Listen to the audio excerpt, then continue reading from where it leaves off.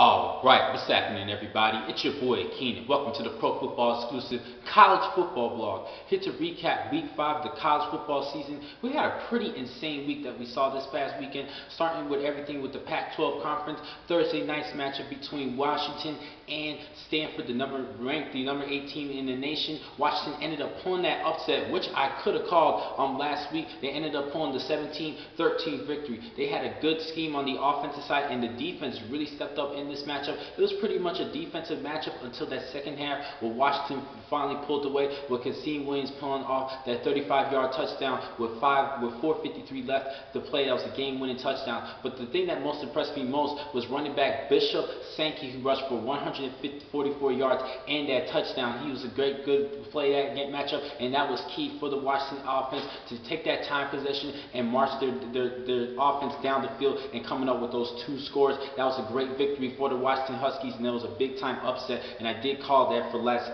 week. Next game, we need to talk about Oregon State. They ended up having a good victory over Arizona, a decent Arizona team, 38-35. This team, the Beavers, they're ranked 18th in the nation. They're having an outstanding year, undefeated, and that's pretty much a big shocker for me. They're actually this year's sleepers for the Pac-12 championship. They ended up beating good teams like Arizona and UCLA this season, and they're looking forward to sleeping their way to the Pac-12 championship. They still have to worry about Oregon, and Oregon needs to worry about Oregon State as well as USC. I'm going to head over to the Big 12 conference.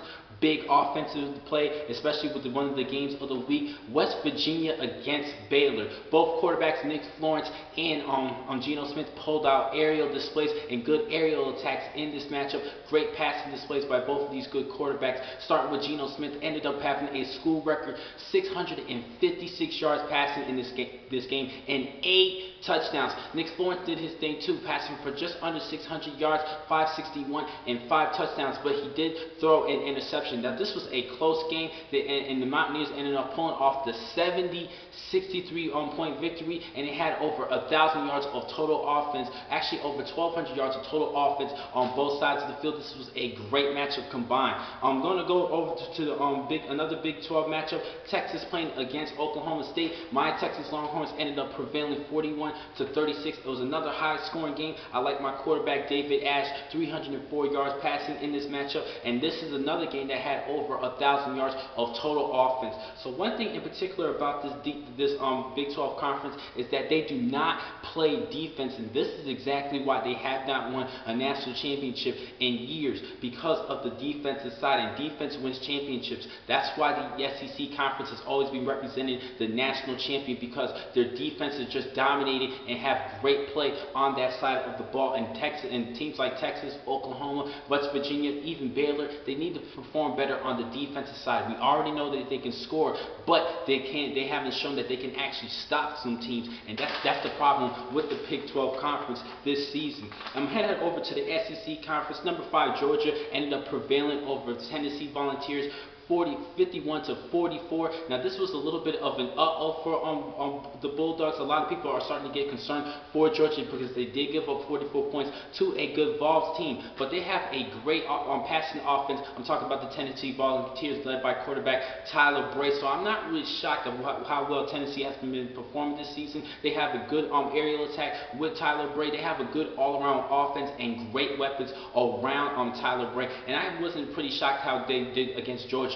But one thing about this Georgia Bulldog team that I liked was the running backs. Freshman running backs Todd Gurley and Keith Marshall both rushed over 100 yards this game, and they have a lot of speed, and that pretty much shocked a lot of people this season. Nobody was really was sure of how they were going to play without Isaiah Crowell, their leading rusher last season. But it was a great game for the Georgia Bulldogs. Another SEC LSU ended up beating Towson 38-22, and that was a big concern for this LSU team, because Towson's from the SFCS conference, and they were not supposed to play as well as they did in this matchup. But I don't think this was too much of a scare. It was really that blocked punt that kind of had LSU scared for a little bit, because LSU did trail a little bit on the second half, but in the third quarter and fourth quarter, they ended up just coming back and dominating for the rest of the game.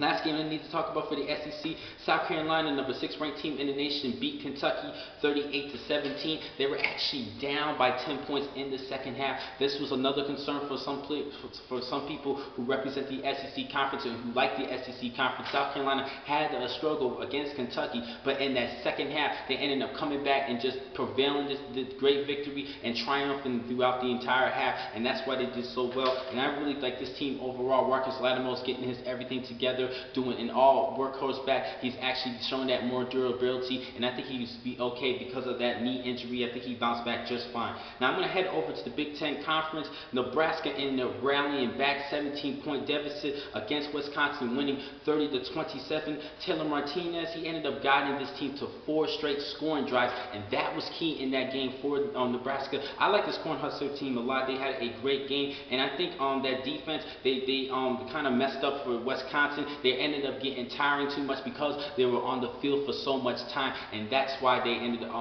up losing in that game, because they had so much time in the field, and how Taylor Martinez was just taking time off the clock and marching his way and his offense down the field, and that's why Wisconsin struggled in this matchup, because the defense was just a little bit too tired in this game. And the last game I need to talk about, Ohio State, they ended up beating Michigan State, the number 28 ranked team in the nation, while OSU was ranked 14, 17-16. Braxton Miller rushed for 136 yards. He is a great quarterback, and with him and Geno Smith, they are my top 2 players for this year's Heisman, because they're playing such a great performance overall this season. Now, based on this week, there was a little bit of change in the overall rankings in the AP poll. Alabama is still number 1. They were unanimously ranked number 1. At number 4, it is now LSU, because of that tough game they had against Towson. They had to bounce back to number 4, but I think they're going to get everything together for the next upcoming weeks. A little bit of concern, but I think they'll be just fine. Rounding up the top 10, West Virginia State at number 8.